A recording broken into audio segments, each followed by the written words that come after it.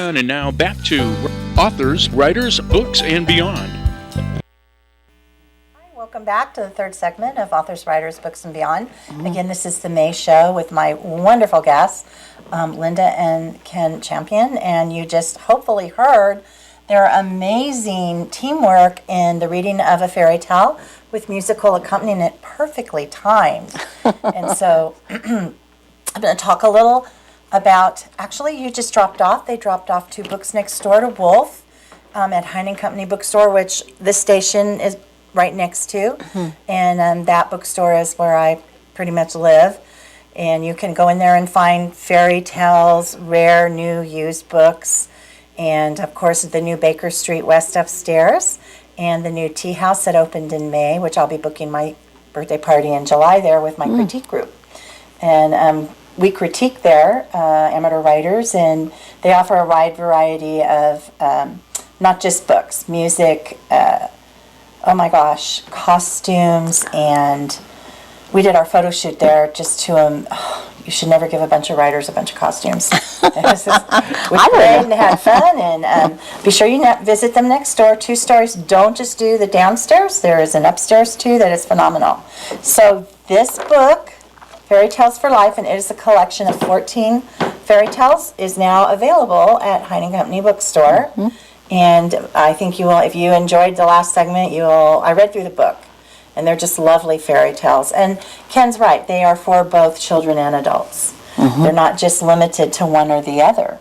So I'm going to go back to you, Linda. You have some bookmarks here I'd like you to talk about. Tell us. Well, I thought it would be fun to make bookmarks to go with our books, and what I did is I have a quote from my fairy tales.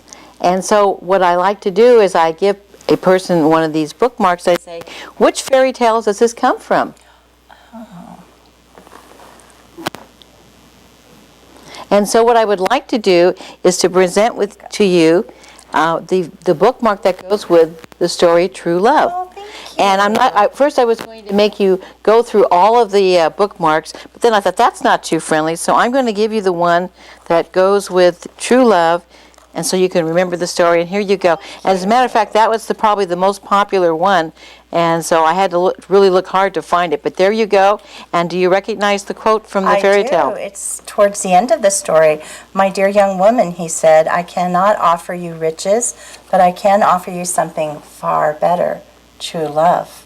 And what woman doesn't want that? I have a true love in my life almost 40 years named Joe Falor. Oh, so that's I'll wonderful. share that with them. Yeah, that is great. 40 years in July. So thank you. That means a lot to me.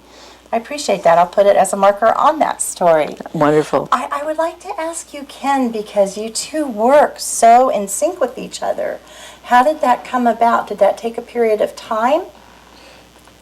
I use as a framework some of the movies that I used to watch with Earl Flynn, the Seahawk, and also the stories that involved Ivanhoe with the trumpet fanfares when they had the jousting tournaments and things of this nature.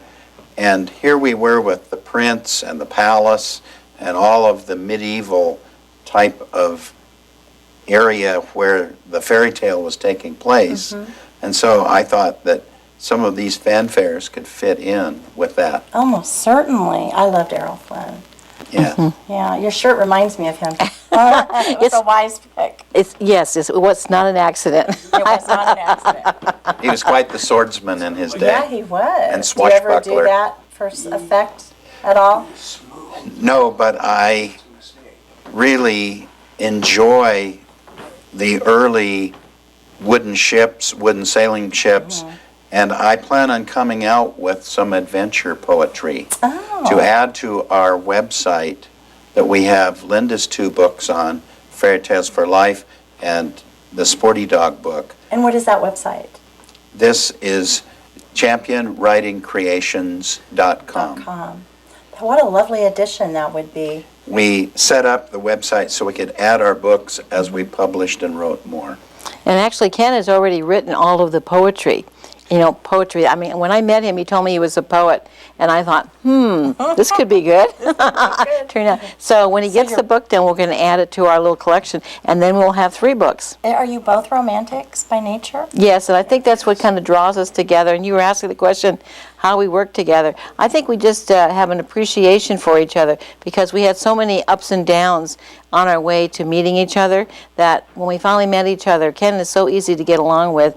I cherish him a lot, and he says I'm easy to get along with, so that makes things very easy. Well, huh? And I have to say about his musicality, all I have to do is to tell Ken when we're working on a piece, a musical accompaniment to one of the stories, can you do something a little bit like this, and I'll hum something, and he just picks it right up. He's very, very, very fast. He's very musical, so it doesn't take him long at all to come up with this. Did you study music as a kid? Not formally, although I was in some band classes, but what I practiced was ad-libbing with Dixieland jazz and other jazz ad-lib solos. And are you from this area, the Sacramento area? Yes. Did you ever listen to Shaky Johnson at Shakey's Pizza Party? Oh, yes. Oh, He yes. was a college buddy of my dad's. Oh. Oh, Shaky Johnson. They were fraternity brothers. I used to go to the original Shakey's On J out near Sacramento State University on J Street. Yeah. In fact, I went to the back room. They had the front room for the kids and people eating my pizza, goodness. and the back room was, well, they were playing jazz, they were Yes. having beer, He had a great jazz brawling a little band. bit. He had a great jazz band. Yes. And Sacramento has that wonderful jazz festival. Do you play there?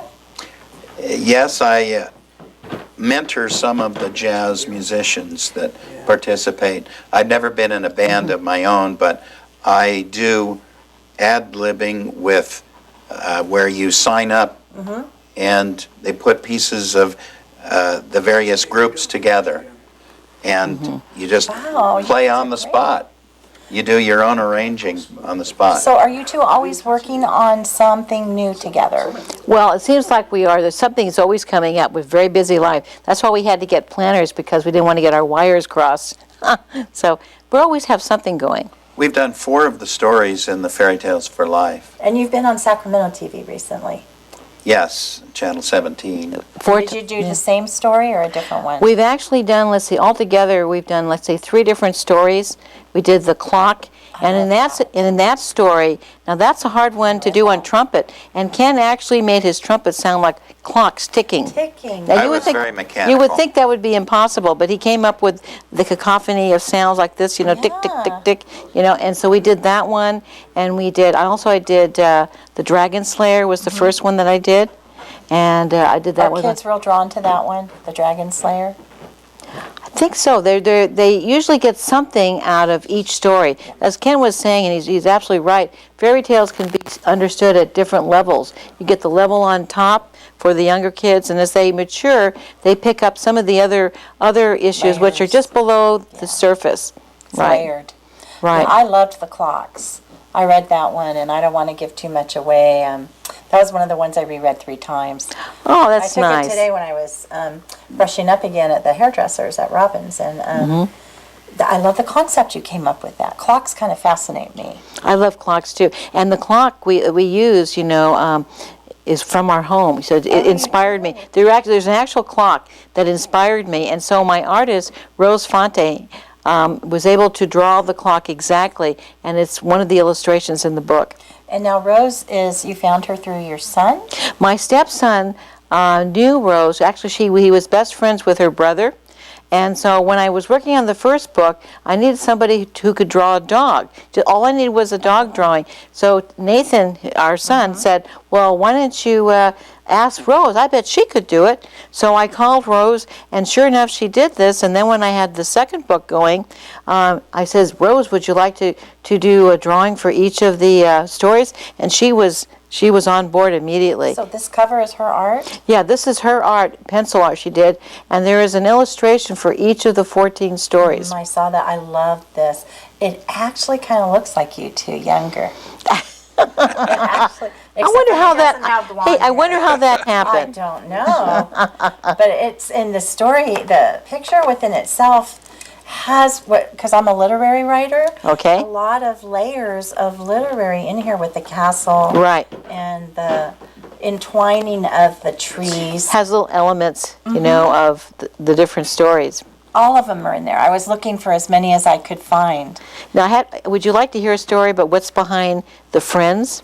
Yes, we have about 2 minutes That's left. an About 2 animal minutes? story Oh. that we read at Barnes and Noble's. Well, I have a group of ladies that I've been meeting with for over 15 years, and we're working at Valley High School in the Elk Grove District, and so we're great friends. We've been meeting for 15 years as a support group. So I wrote the story about the Friends, and I didn't tell my friends that each character was inspired by each of them, and so I had them read the stories, and as they're reading, I didn't tell it was them. They would start reading the stories. They said, "Wait a minute, this sounds like so and so."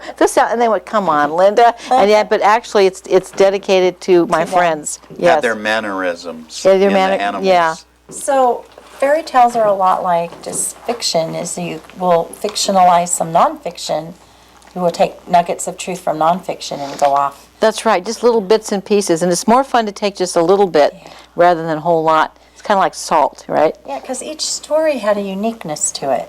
Thank you. Each Yeah. story had a uniqueness, and I'm a children's writer too, what they call takeaway value that should be in children's books. It's all there throughout it, so which I believe adults need too. But we always need a reminder, don't we? I know I need a reminders at times. Well, we're getting ready to take another break here, but I would just we only have one segment left. I so encourage you in TV Land to come back and join us, because we're going to find out, number one, what's in that box. It's been sitting on the table the whole time, and we have some more information to share, so you get to know them a little bit better before the leave, and you will also have the opportunity to contact them afterwards.